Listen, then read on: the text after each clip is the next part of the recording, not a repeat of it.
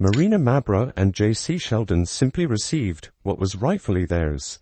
WNBA suspensions that are causing a stir.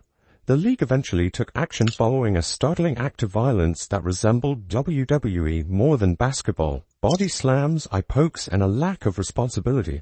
No more. The WNBA is aware that Caitlin Clark is their key talent, and they won't allow two players to endanger the league's most promising player. On June 18, 2025, the WNBA hit a breaking point. Furthermore, it wasn't just another scheduled game. This, simply put, was anarchy. She kinda like hip check / like push Caitlin Clark. Caitlin Clark fell in a league already rife with scandal. Two names, Jacy Sheldon and Marina Mabrey, are at the center of a maelstrom following what can only be described as a vicious attack on Caitlin Clark. The limits of what authorities, players, and supporters can put up with are pushed by this episode. Let's dissect it. The WNBA's undisputed star, Caitlin Clark, recently made her much-awaited comeback, bringing an astounding 2.2 million people to ABC. Her position as the league's biggest draw was further cemented when it became the third highest-rated game in league history, but the euphoria was brief. And then in the third quarter, Sheldon poked her in the eye again. This is something we see all the time. They were on each other, they were talking, it was trashy. The superstar like MJ, unstoppable. Sheldon gave Clark an obvious eye poke during a tense time in the second quarter, raking across his cheek. A foul so blatant that it stunned both pundits and fans. After review, the play was first given a common foul rating. The fracas occurred in the fourth quarter, it took, the referees like 10 minutes to decide what to do. They ended up ejecting. In the fourth quarter, Mabrey took things to the next level, as if that weren't enough. This is the reason why we haven't seen Caitlin at 100%. We haven't seen her as quick as we saw her last season. She stunned Clark with a full-force body slam after a dead ball, sending the WNBA player sprawling to the ground. Because of the severity of the collision, Clark needed team members' rapid care. Surprisingly, though, Ma was spared. Following a thorough examination, the referees determined that the game was only a technical foul. This judgment has caused indignation on social media and elsewhere. Her being someone who can play really aggressive hard basketball at the league, which greatly depends on Clark's star power, couldn't have come at a worse time. WNBA viewership have risen 55% above their season average since she returned from injury.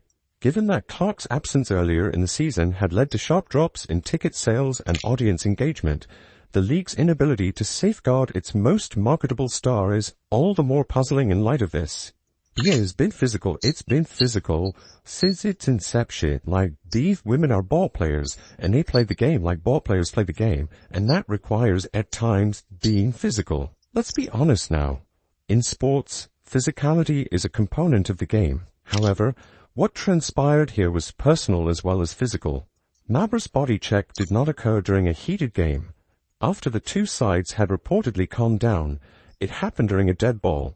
Clark, who was already clearly injured, was rendered helpless on the court by the force of the impact. However, Ma was not expelled. Take a moment to process that. The aggressor continued to play after Clark was given a technical foul in a league that prides itself on safety and fair play. You read correctly. Being assaulted carries a technical foul. The pattern is what aggravates this even more. All season long, Caitlin Clark has been the victim of attacks. She has experienced a level of hostility that feels more like punishment for being the best than defense, whether it takes the form of double teams, harsh fouls, or blatant cheap shots. This goes beyond yesterday night. It concerns a league that appears incapable or unwilling to defend its most prominent player.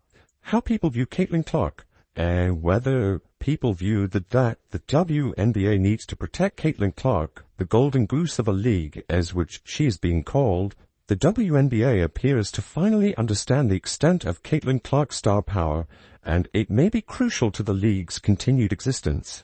In an unprecedented and decisive step, the league suspended Jacy Sheldon and Marina Mabrey within hours of the mayhem that broke out on June 18, 2025. It was a daring move that showed the seriousness of the crisis even the WNBA couldn't overlook. He's number 1 and 2 in every offensive stat. She's hitting more threes this season than Steph Curry did. In his first MVP season, Clark is a phenomenon rather than merely a player. Her homecoming attracted 2.2 million people, making it the third highest viewed game in WNBA history. The league's relevance, ratings, and stakes all increase just by her existence. Let's not fool ourselves, though. Justice wasn't the only issue here. It had to do with damage control. The WNBA is aware that it cannot risk alienating the supporters Clark attracts. Ratings plummeted by 55% during her absence earlier in the season, leaving behind a stark reminder of her irreplaceability. Her return rekindled the league's enthusiasm in addition to increasing viewership. One thing is evident from crowded arenas, booming goods sales, and an abundance of social media activity. The driving force behind the WNBA's current comeback is Caitlin Clark. Her ability to step up in big moments. When the bright lights are on, Caitlin Clark is also on. You can feel the enthusiasm. When Clark is on the court, fans line up to fill venues for her appointment-watching events, converting previously empty seats into standing-room-only events. The WNBA is aware that star power, like that, deserves attention. Protecting a player isn't the only reason to make sure Clark is safe. It's about protecting the league's own future. How much better defense can you play on Caitlin Clark if she is on fire like that? And she was clearly feeling it. She was in the groove. However, the WNBA is also aware of the thin line it must walk. Removing the intensity would weaken the core of basketball, which lives on it. Jacy Sheldon and Marina Mabrey's punishments demonstrate a dedication to striking a balance between safeguarding the league's top player and preserving the grit and fire that make games exciting to watch. The league is safeguarding not only Clark but also its future by acting right away. It's an obvious message. The key to the WNBA is Caitlin Clark, and there will be immediate repercussions for any threat against her, whether it is on or off the court. It's time they gave her name some respect. Let's take a moment to discuss Sophie Cunningham. She is the hero that the WNBA sorely needs, but didn't realize it needed. Cunningham was prepared to go all Draymond Green while the court was in disarray, defending Caitlin Clark in a manner that her own team was unable to. And you know what? Fans took note. For more frank opinions and unvarnished views on the WNBA season, subscribe to the channel.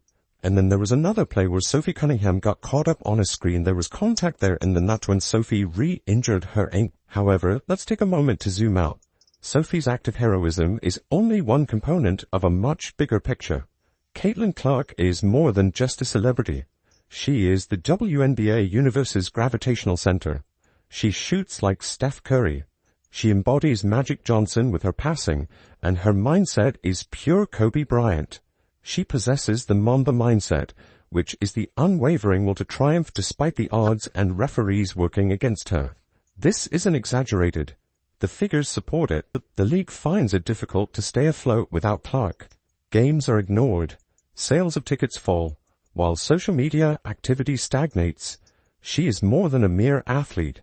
She is the lifeblood of the WNBA, and that's the root of the issue. No matter how excellent they are, no sports league should be this reliant on a single individual. Simply put, it is not sustainable.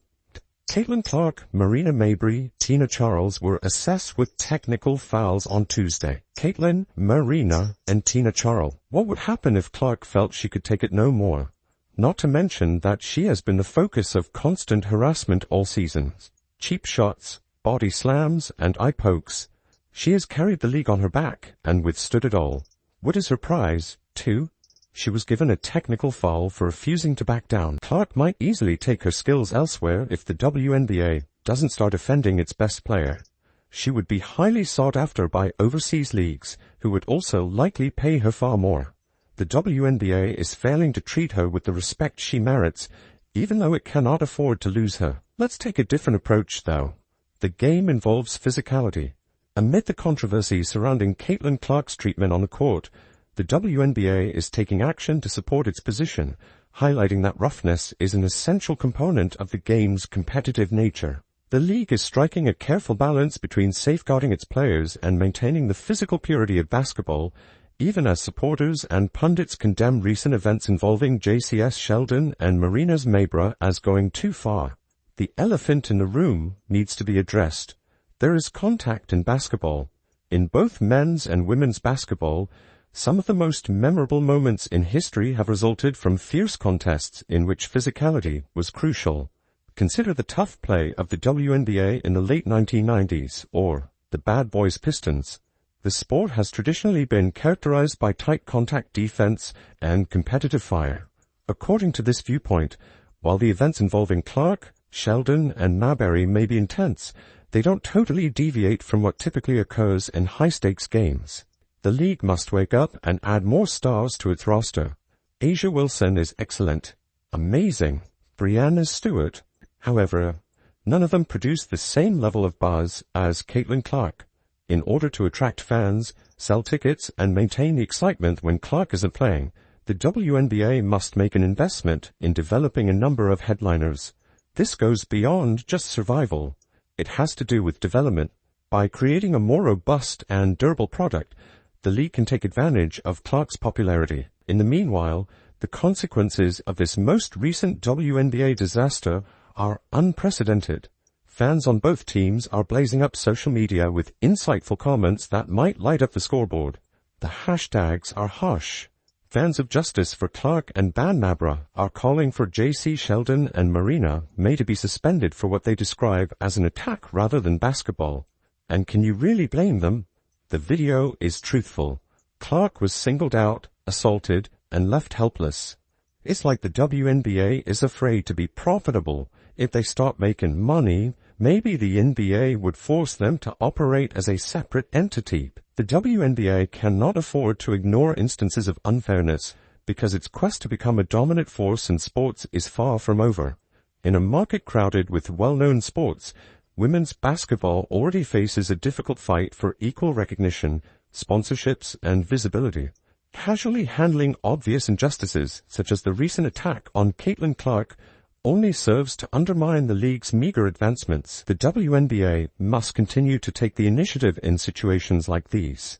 Stricter officiating, unambiguous penalties for unsportsmanlike behavior, and a steadfast dedication to player protection are all necessary for the league. Its reputation could be damaged and the fan base alienated if this isn't done. The WNBA needs to demonstrate to the world that it values its athletes and its integrity because women's basketball deserves better. Its mission would be betrayed if it were any less.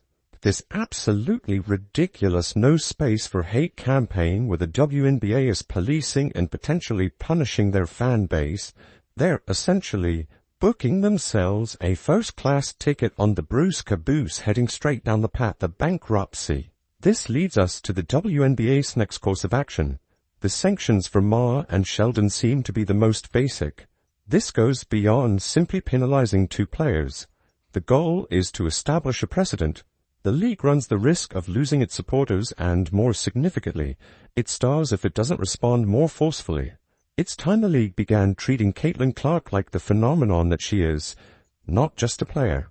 For more information regarding the season's WNBA disaster, like this video and subscribe to the channel.